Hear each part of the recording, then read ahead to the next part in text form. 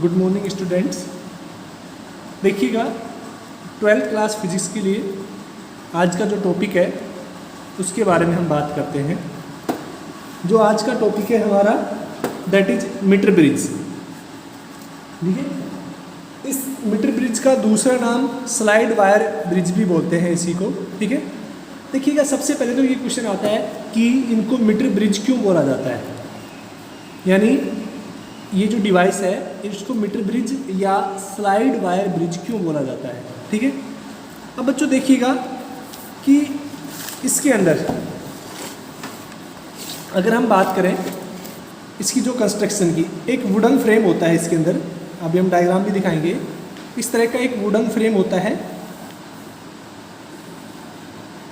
जिसके अंदर क्या होता है, दो तो एल शेप की कार्बन की स्ट्रिप लगी होती है इस तरह से, एक ये हो गया और एक ये। ठीक है, इसके अलावा इसके बीच में एक कार्बन की थर्ड स्ट्रिप और लगी होती है, कॉपर की थर्ड स्ट्रिप लगी होती है। तीन ये भी कॉपर की बनी होती है, ये भी कॉपर की बनी होती है और ये भी कॉपर की। ये दो एल टाइप जो स्ट्रिप है, हमने मान लिया इसको ए मान लिया और इसको बी मान लिया। इन दोनों के बीच में यहाँ पर 1 मीटर लंबा वायर लगा होता है। ठीक है ना, ये कि एलॉय होता है 1 मीटर लंबा, 1 मीटर भी बोल सकते हैं, और या इसको हम 100 सेंटीमीटर 1 मीटर लंबा वायर होता है। तो इस 1 मीटर लंबे वायर की वजह से इसको हम क्या बोलते हैं, मीटर ब्रिज बोलते हैं। तो क्लियर बच्चों कि हम इस डिवाइस को मीटर ब्रिज क्यों बोलते हैं, क्योंकि इसके अंदर 1 ही मीटर लंबा एलॉय वायर लगा होता है, उसको हम क्या बोलते हैं, मीटर ब्रिज। दूसरा इसका नाम मैंने बोला कि slide wire. Slide wire bridge क्यों बोलते हैं, ये आपके एक प्रैक्टिकल है। ठीक है ना, ये जो मीटर ब्रिज है इसके नाम से आपका प्रैक्टिकल भी है, प्रैक्टिकल में बताएंगे। देखिएगा क्या होता है कि हम एक जोकी होती है, जोकी एक तरह से एक छोटा सा डिवाइस होता है, इस तरह से आप पेन के जैसे समझिएगा, जोकी होती है, उसको हम इस वायर के ऊपर स्लाइड कराते हैं, उसको ऐसे चलाते हैं, इसलिए इसको हम स्लाइड वायर के नाम से भी जानते हैं। ठीक है ना, तो इसके जो 2 रीजन है, मीटर ब्रिज क्यों कहते हैं, क्योंकि इसके अंदर 1 मीटर लंबा ये एलॉय का वायर लगा होता है, इसलिए इसको मीटर ब्रिज बोलते हैं। और उस एलॉय वायर के ऊपर हम उस जोकी को क्या करते हैं, स्लाइड कराते हैं, इसलिए हम इसको स्लाइड वायर ब्रिज भी बोलते हैं। ठीक है, अब देखिएगा अगर हम इसके बारे में बात करें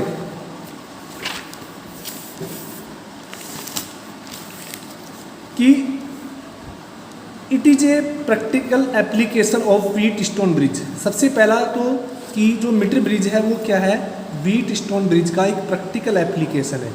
यानी मीटर ब्रिज किसके प्रिंसिपल पर वर्क करता है, व्हीट स्टोन ब्रिज के प्रिंसिपल पर वर्क करता है, जिसको हमने यस्टरडे डिस्कस किया था। ठीक है, that is use to measure the unknown resistance. तो देखिएगा मीटर ब्रिज और व्हीट स्टोन ब्रिज दोनों किस काम आते हैं, अननोन रेसिस्टेंस को मेजर करने के काम आते हैं। ठीक है, सेम वही कॉन्सेप्ट है। तो पहला तो ये किसके प्रिंसिपल पे वर्क करता है, व्हीट स्टोन ब्रिज के प्रिंसिपल पर, और इसका यूज क्या है, अननोन रेसिस्टेंस को मेजर करने के लिए। तो यहाँ से तो ये क्वेश्चन बनते हैं 2 कि इसको मीटर ब्रिज या स्लाइड ब्रिज क्यों कहते हैं। क्लियर। अब देखिएगा ये प्रिंसिपल कई बार 1 मार्क्स में पूछ लिया जाता है इंडिविजुअल कि write the principle of a metre bridge. तो क्या है, it is working on the base of the principle of Wheatstone bridge. और बच्चों आपको पता है कि व्हीट स्टोन ब्रिज का प्रिंसिपल क्या होता है कि PQRS अगर बैलेंस स्टेट में है तो उस केस में PQ/RS, P/Q इक्वल टू कितना होता है, R/S। ठीक है, तो ये क्या होता है इसका प्रिंसिपल। अब हम बात करते हैं कंस्ट्रक्शन। इसको थोड़ा ध्यान से देखना कि कंस्ट्रक्शन में क्या क्या होता है। It consist 1 metre long magnesium wire. ये ध्यान रखना है आपको कि ये कई बार आपसे बोर्ड में या फिर वाइवा में तो मोस्टली पूछा जाता है कि ये जो वायर यूज कर रहे हैं हम मीटर ब्रिज के अंदर, जो ये वायर यूज कर रहे हैं यहाँ से लेके और यहाँ तक का ये जो वायर है, इसको ये 1 मीटर लंबा होता है, ये मैंने लिखा हुआ है ना 100 सेंटीमीटर की लेंथ होती है यहाँ से यहाँ, ये कितना होता है 100 सेंटीमीटर, ठीक है ना। तो ये किसका बना होता है, ये एक एलॉय होती है जिसको हम क्या बोलते हैं मैग्नियन, ठीक है ना, ध्यान रखना मैग्नियन। तो क्वेश्चन ये पूछा जाता है कि किसका बना होता है। दूसरा क्वेश्चन ये बनता है कि हम मैग्नियन का यूज क्यों करते हैं। हम इसके अलावा 1 मीटर वायर जो मीटर ब्रिज में कनेक्टेड है उसको हम कॉपर का वायर क्यों नहीं बना सकते, या किसी भी मेटल का वायर यूज क्यों नहीं कर सकते, हम मैग्नियन का वायर क्यों यूज करते हैं। देखिएगा आपको पता है कि जो एलॉयज होते हैं बच्चों, उनकी क्या होती है कि जो रेसिस्टिविटी होती है वो टेम्परेचर पर डिपेंड नहीं करती है। मतलब टेम्परेचर अगर चेंज होता है तो उनकी रेसिस्टिविटी पर कोई भी इफेक्ट नहीं पड़ता है, या रेसिस्टेंस पर कोई इफेक्ट नहीं पड़ता है, इसलिए रेसिस्टेंस उनका कांस्टेंट रहता है। इसलिए हम किसका यूज़ करते हैं एलॉय का, और एलॉय भी कौन सा मैग्नीनियन, ठीक है ना। तो क्या होता है इसके अंदर 1 मीटर लंबा एक मैग्नीनियन वायर लगा होता है, यूनिफॉर्म क्रॉस सेक्शन एरिया, मतलब वो एक समान मोटाई का होता है, fix on the wooden board, और वो पूरा किस पे फिक्स होता है कि वुडन बोर्ड पर फिक्स होता है अलोंग ए मीटर स्केल, ठीक है। और इसके साथ साथ बच्चों यहाँ पर एक ही मीटर स्केल लगा होता है, ठीक है ना। अगर हम बात करें ये पूरा जो वायर है इसके साथ यहाँ पर एक ही मीटर स्केल लगा होता है। जब प्रैक्टिकल होगा उस टाइम हम आपको दिखाएंगे कि इसके ऊपर क्या होता है 1 मीटर तक की रीडिंग होती है इस तरह से। तो समझ गए कि जो फर्स्ट पॉइंट तो कंस्ट्रक्शन का क्या है कि इसके अंदर 1 मीटर लंबा मैग्नीनियन वायर लगा होता है। ये पूरे सिस्टम किस पर फिक्स होता है, एक वुडन फ्रेम पर, यानी वुडन का एक बॉक्स होता है उसके ऊपर फ्रेम होता है, या वुडन का बोर्ड होता है उसके ऊपर क्या होता है फिक्स होता है, ठीक है। और 1 मीटर स्केल लगा होता है और 1 मीटर लंबा ही क्या होता है एक वायर लगा होता है। सेकंड हम बात करते हैं यहाँ से 2 copper strip A and B. इसके अंदर क्या होती है 2 कॉपर स्ट्रिप होती है, यानी कॉपर मेटल की बनी हुई स्ट्रिप होती हैं, और फिर एल शेप, वो जो कॉपर स्ट्रिप है वो कैसी होती है एल शेप में, also fix on the wooden board. Another copper strip D also fix between the A and be on the board. यानी इसके अंदर क्या होता है कि 2 एल शेप की, जैसे कि एक तो ये वाली होगी जो मैंने रेड कलर से शो कर रखी है, और एक ये वाली रेड कलर से जो शो कर रखी है, ये 2 एल शेप में कॉपर की स्ट्रिप होती हैं। देखो इनको हम कॉपर की यूज क्यों ये करते हैं, क्योंकि ये कॉपर गुड कंडक्टर होता है, ठीक है ना। तो टोटल रेसिस्टेंस पर इनके रेसिस्टेंस की वजह से कोई इफेक्ट नहीं पड़ेगा, इसलिए हम इसको क्या करते हैं कॉपर का यूज करते हैं, ठीक है। तो क्या बताया मैंने कि 2 एल शेप की ए और बी 2 कॉपर स्ट्रिप लगी होती हैं, और उनके साथ बीच में एक डी कॉपर स्ट्रिप और लगी होती है। हमने इसको क्या नाम दिया है डी नाम दिया है, क्लियर। तो ये होगी 2 एल स्ट्रिप होगी और एक बीच में स्ट्रेट होती है रेक्टेंगुलर शेप की, ठीक है। इसके बाद देखिएगा जो थर्ड पॉइंट है, अगर हम उसकी बात करें, ये resistance box RB, resistance box को हम आरबी से लिखते हैं शॉर्ट से। A resistance box R B connected between the A and D. जो पॉइंट ए और बी है इनके बीच में, यानी जो 2 स्ट्रिप हैं कॉपर की, एक एल शेप की जिसको हमने ए बोला है, और जो स्ट्रेट है रेक्टेंगुलर है जिसको हमने डी बोला है, उनके बीच में एक रेसिस्टेंस बॉक्स लगा होता है। मान लेते हैं इसका जो रेसिस्टेंस है वो कितना है आर है, क्लियर बच्चों। And unknown resistance S is connected between D and B, और एक अननोन रेसिस्टेंस एस ये वाला जिसकी वैल्यू हमें फाइंड आउट करनी है, ये कहाँ पर कनेक्टेड होता है डी और बी के बीच में। ये कौन सी स्ट्रिप है बी स्ट्रिप है। तो समझ गए कि ए और डी के बीच में तो रेसिस्टेंस बॉक्स कनेक्ट होता है, और डी और बी के बीच में अननोन रेसिस्टेंस जिसको हमें क्या करना है फाइंड आउट करना है, ठीक है। नेक्स्ट क्या होता है कंस्ट्रक्शन में, a EMF source also connected between A and B, यानी ए और बी के बीच में एक ईएमएफ सोर्स, हमने ये एक तार से इस बैटरी को जोड़ दिया, हम मान लेते इसका ईएमएफ कितना है ई के बराबर है। तो ए और बी के बीच में ये 2 पॉइंट है, इनके बीच में हमने क्या किया एक बैटरी को भी कनेक्ट कर दिया है। ए मूवेबल जॉकी, ठीक है ना, and galvanometer also connected between D and E, ठीक है ना। सॉरी इसको हम सी बोलेंगे, सी है ये एज शोन इन फिगर। अब देखिएगा एक मूवेबल सॉरी एक रेसिस्टेंस बॉक्स के साथ एक ये जोकी है, यहाँ पर ये जो कनेक्ट है ये क्या है, जोकी है। तो एक जोकी है, ये वायर मूवेबल होता है, मतलब इसको हम हिला सकते हैं। और एक ये गैल्वेनोमीटर है, वो क्या होता है इस डी के साथ और ई सी पॉइंट के बीच में क्या होता है, कनेक्टेड होता है। जैसे इस डायग्राम में दिखा रखे ना कि डी से ये वायर है रेसिस्टेंस बॉक्स से, गैल्वेनोमीटर से, और कहाँ तक है, सी तक, ठीक है ना।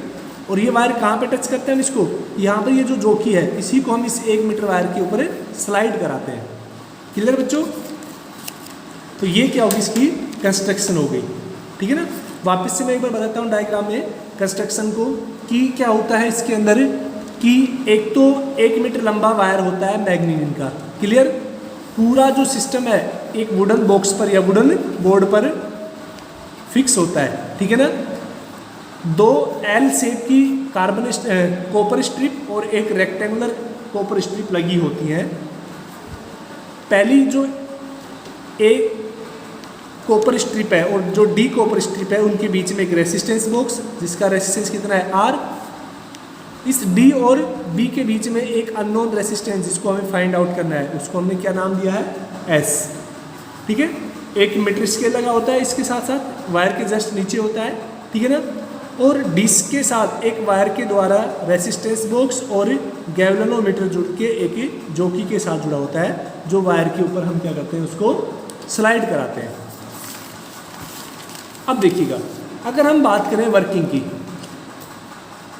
कि ये वर्क कैसे करता है, आपको पता है वर्क तो ये किस प्रिंसिपल पे काम करता है, व्हीटस्टोन ब्रिज के प्रिंसिपल पर काम करता है, ठीक है ना। तो वर्किंग की बात करें, ठीक है ना।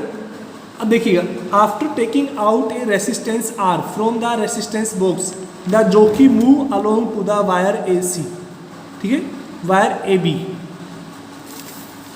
यानी अब हम क्या करते हैं इस रेसिस्टेंस बॉक्स से एक वायर एक रेसिस्टेंस निकालेंगे, जैसे हमने 5 ओम का निकाल लिया तो आर का वैल्यू कितनी होगी, 5 ओम होगी। अब हम इस 5 ओम को बाहर निकाल के अब क्या करते हैं इस जोकी को यहाँ से रख के और हम मूव करना स्टार्ट करते हैं इस तरह से। आप चाहे तो इधर से भी मूव करा सकते हैं, लेफ्ट से राइट या राइट से लेफ्ट। तो हमने मान लेते हैं कि यहाँ से जैसे हम इसको मूव कराते हैं, हम गैल्वेनोमीटर में देखते हैं कुछ डिफ्लेक्शन आता है। जैसे जैसे हम मूव कराते रहते हैं हम देखते हैं कि गैल्वेनोमीटर का डिफ्लेक्शन है वो कितना हो जाता है, 0 हो जाता है। गैल्वेनोमीटर का जो डिफ्लेक्शन है वो कितना हो जाता है, 0। यानी यहाँ पर क्या हो गया, डिफ्लेक्शन 0 होने का मतलब क्या हो गया कि ये बैलेंस स्टेट में हो गई। व्हीटस्टोन ब्रिज में भी हम देखते थे कि जब डिफ्लेक्शन 0 हो जाता था उस केस में क्या होता था, बैलेंस स्टेट कहलाती थी, ठीक है। तो क्या होता है कि डिफ्लेक्शन कितना हो जाता है, 0 हो जाता है या नो डिफ्लेक्शन, उस केस को हम क्या बोलते हैं, बैलेंस कंडीशन बोलते हैं। क्लियर। यानी हम रेसिस्टेंस बॉक्स से हम रेसिस्टेंस आर निकाल के और उसको स्लाइडली मूव कराते हैं, ठीक है। और उसके बाद देखते हैं कि जहाँ पर डिफ्लेक्शन 0 होता है उसको हम कैलकुलेट कर लेते हैं। अब देखिएगा जो पी और क्यू है वो 2 रेसिस्टेंस पार्ट हैं किसके, वायर के ऊपर, ठीक है ना, A C and B C on the wire, that is the balance condition. यानी ये जो वायर है, डायग्राम की बात कर रहे हैं। अब जैसे हमने यहाँ से इसको मूव कराया, मान लेते इस पॉइंट पर जाके बैलेंस स्टेट पर हो गया, ये पॉइंट पे क्या हो गया, बैलेंस, जिसको हमने सी से लिखा गया है। तो देखिएगा इधर वाले वायर की लेंथ मान लेते अगर एल है, अगर आपने इधर से स्लाइड किया तो ये एल हो जाएगी, तो इधर कितनी बचेगी, 100 माइनस एल, क्योंकि ये पूरी लेंथ कितनी है, 100 सेंटीमीटर है। तो अगर ये लेंथ एल बचती है, एल है, तो ये लेंथ कितनी बचेगी, 100 माइनस एल। यानी ये हम कैलकुलेट कर लेंगे। यहाँ पर स्केल लगा होता है, जैसे हमने यहाँ से स्लाइड किया और 40 सेंटीमीटर पर जाकर क्या हो गया, वो डिफ्लेक्शन 0 हो गया। यानी इधर 40 बचा, इधर कितना बचा, 60। यानी जो 40 वाला पार्ट है उसको हमने रेसिस्टेंस मान लिया, उसका क्या है, P है। और जो इधर वाला जो 60 वाला पार्ट बचा है उसका रेसिस्टेंस हमने क्या मान लिया, Q मान लिया, ठीक है ना। तो आपको पता है बैलेंस कंडीशन में क्या हो जाएगा, P/Q बराबर है R/S, ठीक है।